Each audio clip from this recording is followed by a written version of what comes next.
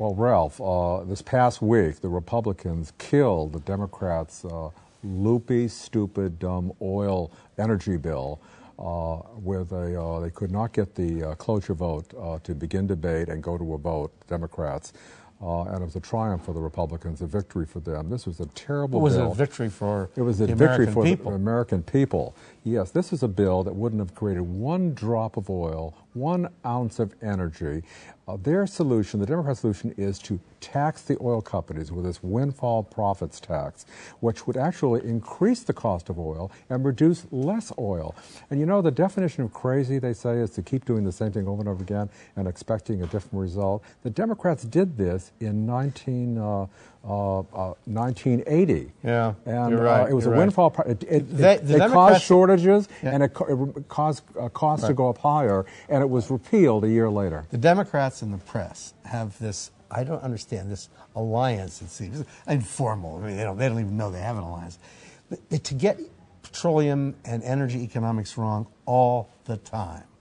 What is driving gasoline prices up is supply and demand, and nothing else. Not even speculators.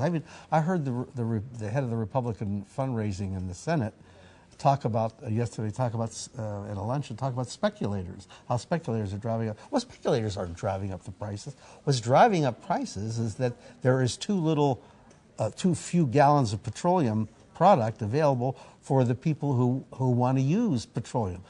And that's why prices, the reason prices are rising is that China, India, all of these developing countries suddenly becoming major energy consumers, plus Iraq went down for a while and was expected to produce a heck of a lot more. We were promised that Iraq would become a major oil producer. Never did. You're absolutely right. And, you know, you never hear the word production from the Democrats. Just and the opposite. That's the answer to this.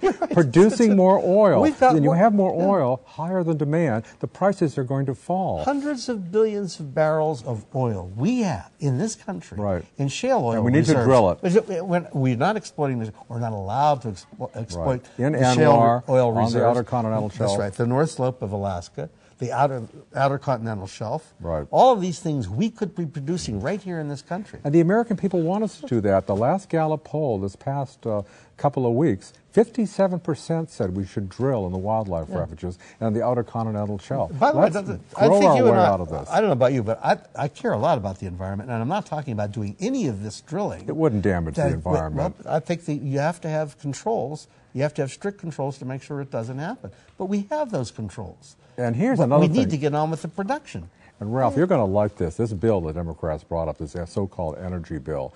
One of the things it has in it is to suggest that we sue OPEC. Only a chamber of attorneys, litigious attorneys, would say, "Oh, that's the answer to bring this into the courts." Yeah. And the other thing that Don, the source of our problem is the Organization of Petroleum Exporting Countries. They have this cartel, and they're restricted. Well, that's nonsense. It never worked. They've never been able to change the price of oil. They've tried, but one of them will they'll get together at a meeting. They'll set the price, and then the rest of them will cheat. So that's not the problem. And you remember the shortages we had under Jimmy Carter? Ronald Reagan came in and says, let's start drilling again. And they began more drilling. They laid more pipeline. They created more gasoline. That brought the prices down of both oil and gasoline. And we had a plentiful supply instead of the shortages.